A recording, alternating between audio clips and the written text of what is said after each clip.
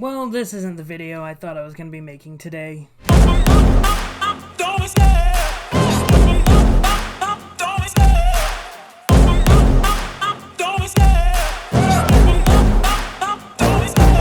love the chase and the hunt, and I set the pace when I'm running. I always take what I want and I always give it 100. Don't need a bank, no I'm funded. Play the game like it's nothing. I'm always thankful for something. Don't take for granted, stay humble. Now wake up!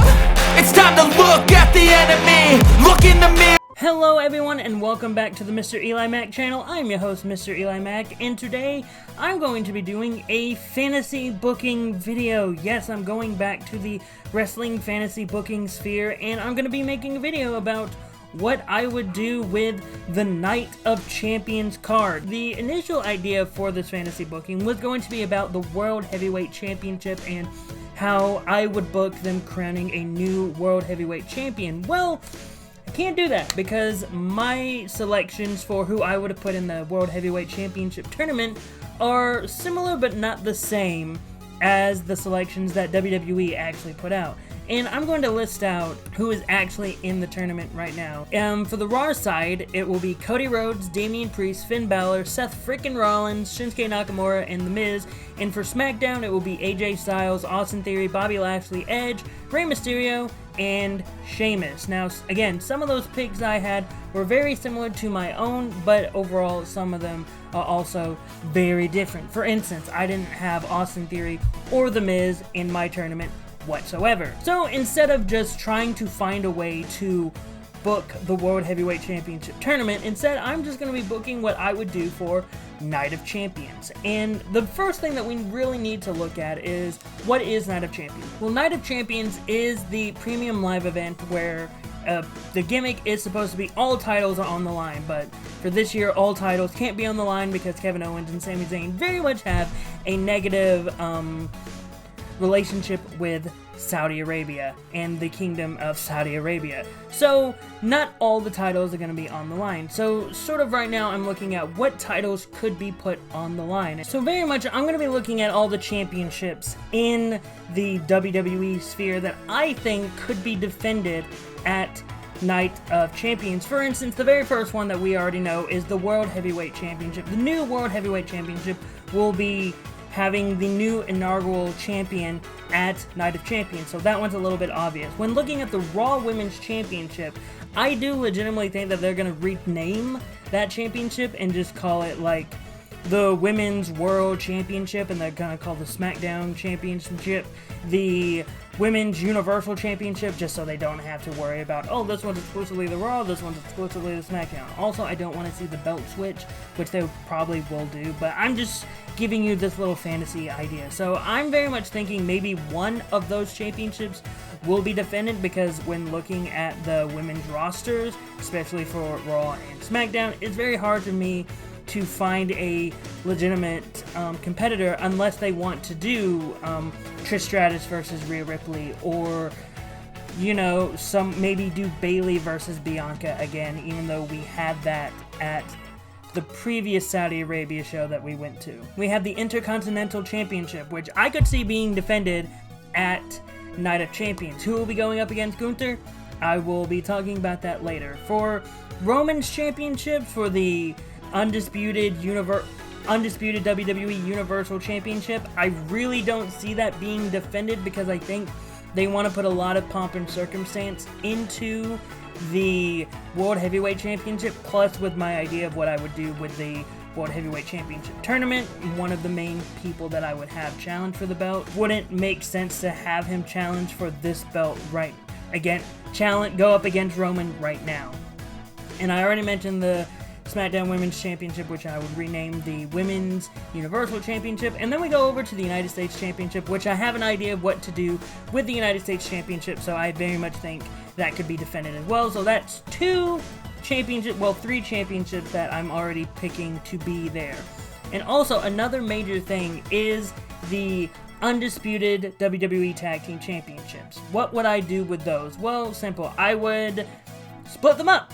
I am someone that's been very pro splitting up the championships. I've been very much pro having separate champions for separate brands. So again, I would personally separate the titles. So I would very much split the Tag Team Championship, have the Raw title be the WWE World Tag Team Championship, and have the SmackDown title be, you guessed it, the WWE Universal Tag Team Championships. Very much have anything that's sort of blue be Universal and anything that's red be World. That way you can fully separate what the titles mean, especially when we have the World Heavyweight Championship on Raw, you have the Universal Championship on SmackDown. I think that would be a great way to separate and sort of give a separation of these titles. Also, I think something's going to be crazy that's going to happen, because we currently have the WWE Women's Tag Team Champions on Raw, and we currently have the NXT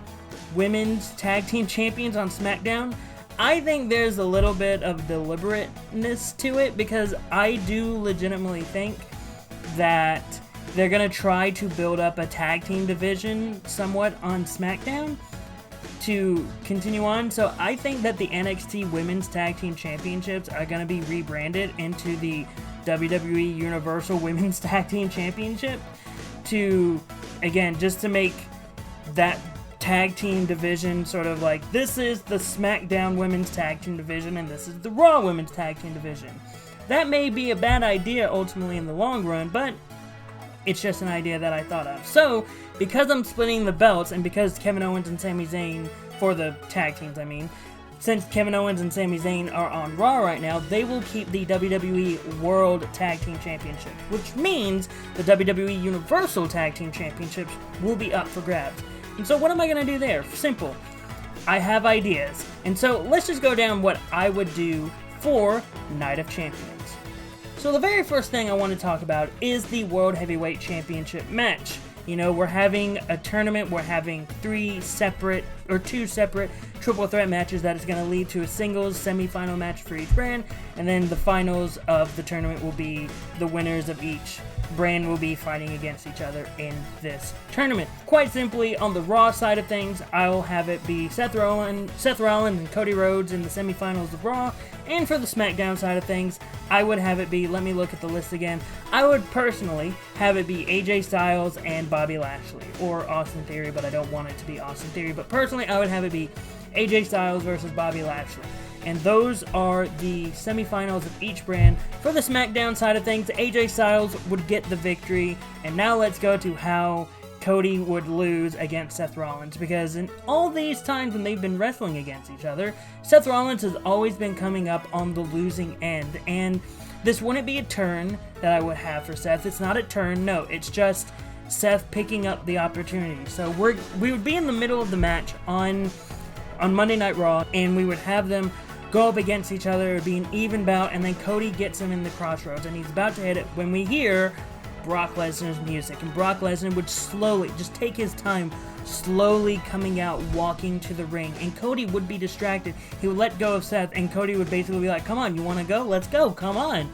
And that would be when Seth Rollins would get the upper hand, hit the stomp, and then Seth Rollins would be advancing into the World Heavyweight Championship match against AJ Styles. So, the match is set. This would be the main event of Night of Champions, by the way. AJ Styles versus Seth Rollins for the World Heavyweight Championship.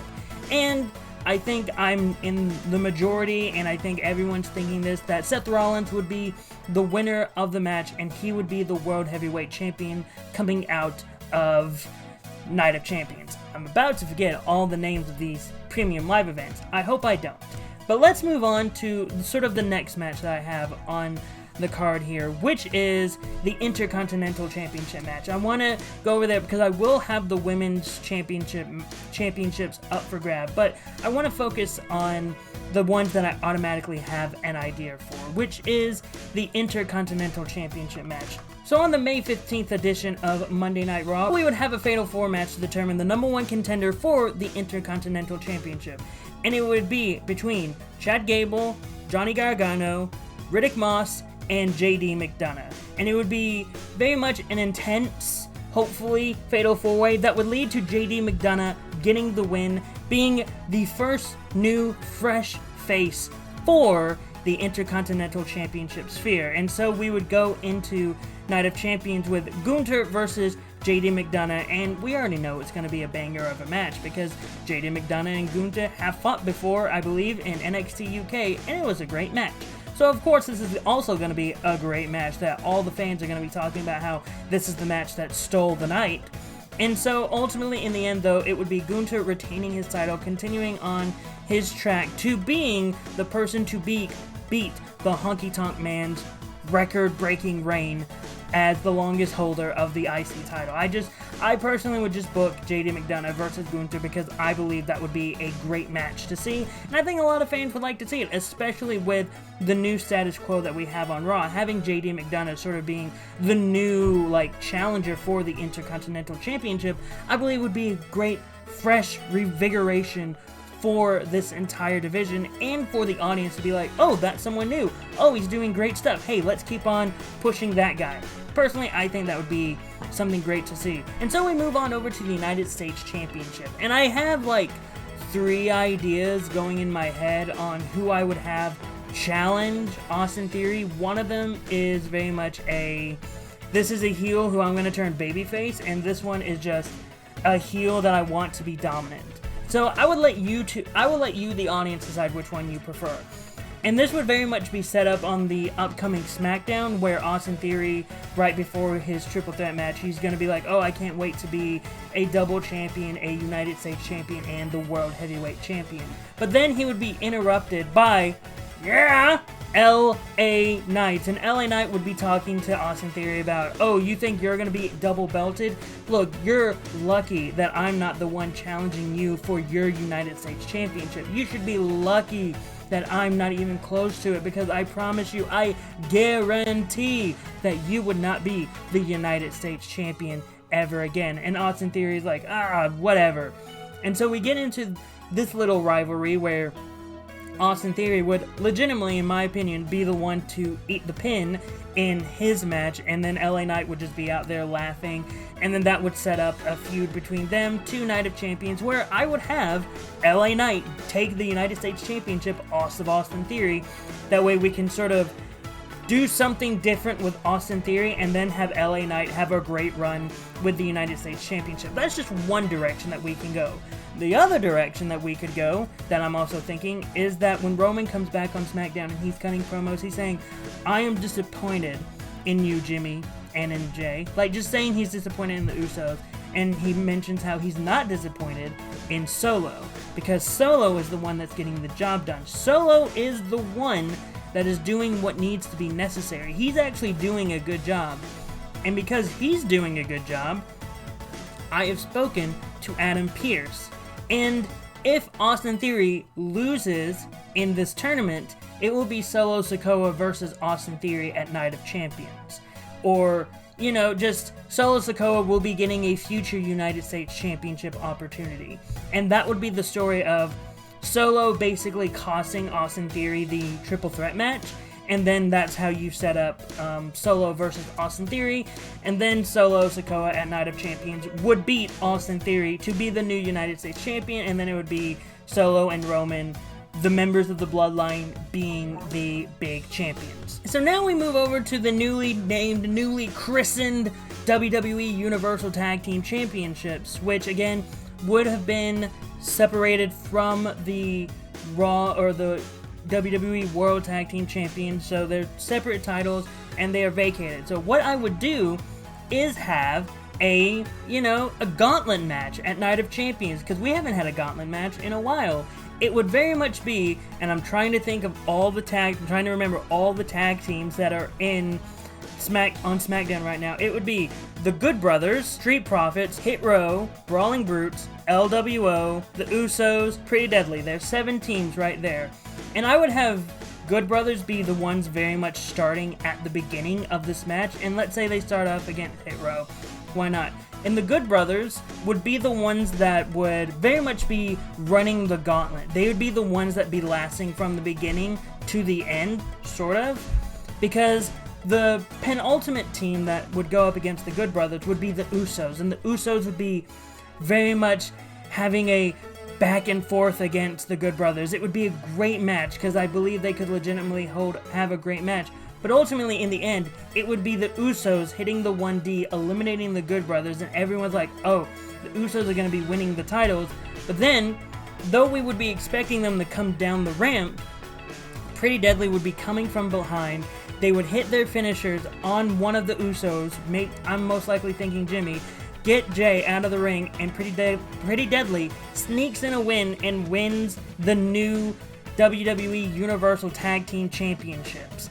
And I would have Pretty Deadly be like a chicken shit, like running away cowardly tag team with these championships, because I believe that's what they did in NXT. And I also, what better way to make an NXT call-up seem great than just pushing this tag team to the moon? I think that would be such an interesting way to introduce Pretty Deadly, and I think it would be such a fun way to be like, hey, this team is pretty deadly, for lack of a better term, and they're pretty, like, massive and monumental, so these are people that we're willing to put the tag team belts on, and we're willing to get behind. So yeah, that's what I would do with the WWE Universal Tag Team Championships. And now we're going back over to the Women's Championships, which they were the ones that I didn't know what to do with, because we're currently at Bianca, who again I have christened the title as the WWE Women's World Championship because it's red.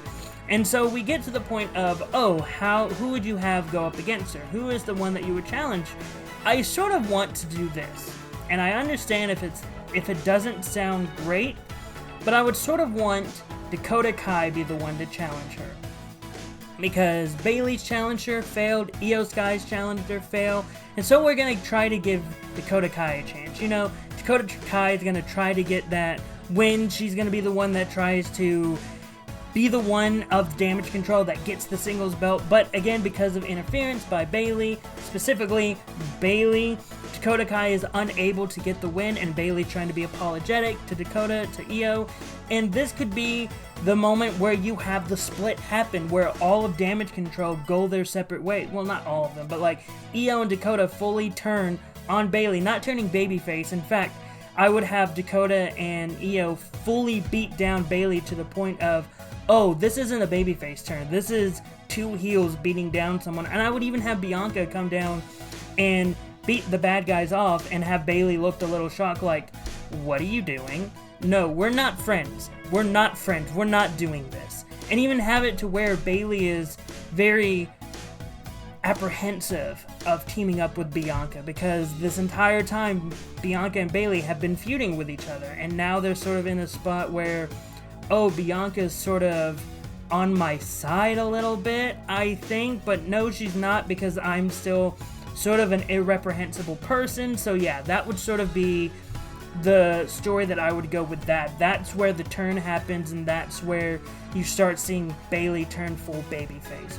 And now when we go over to the WWE Women's Universal Championship held by Rhea Ripley, again, I'm looking at the Raw roster, and besides people like Becky and Trish, I'm like, I don't know who could challenge Rhea for the title legitimately at this point.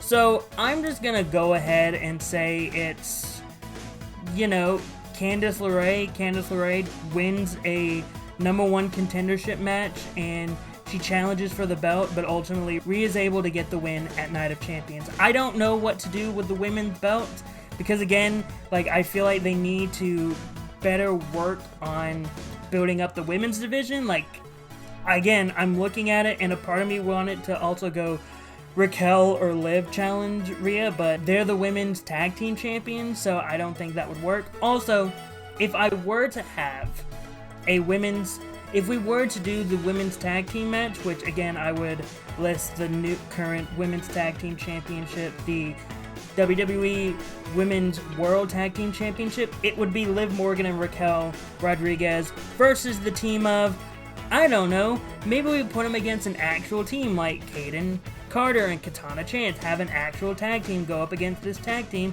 and just see what an actual women's tag team would do against a women's tag team that's just been put together. And if I had to do the, now again, they're listed as the NXT Women's Tag Team Champions, but again, I think that they may do a thing of rebranding it and naming it like the WWE Women's Universal Tag Team Championships and make it exclusively to the SmackDown brand. So Alba Fyre and Isla Dawn could be going up against like Tamina and Shotzi or some other team that's here. Maybe, I don't know. I don't know what they're gonna do with the NXT Women's Tag Team Championship with that. But as I mentioned early on, I had Brock Lesnar.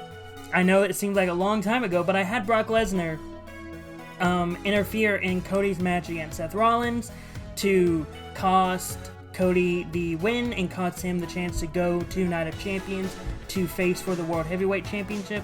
I'm still giving Cody and Brock Lesnar a match at Night of Champions. This will be the one match that doesn't have a championship on the line, but I mean, it's Brock Lesnar, Saudi show, of course they're going to have a match, or of course Brock is going to have a match, so this will be sort of the rematch, and I would even have this be a no-holds-barred match, like have this be a match that definitely can go everywhere, like in the arena, have it be where, like, we had Brock bleed and busted open, but that was supposed to be a, oh my goodness, we didn't see that coming. But now if you do it as a no-holds-barred match, anything is possible. You can use any weapon to make sure this match goes in whatever direction you want.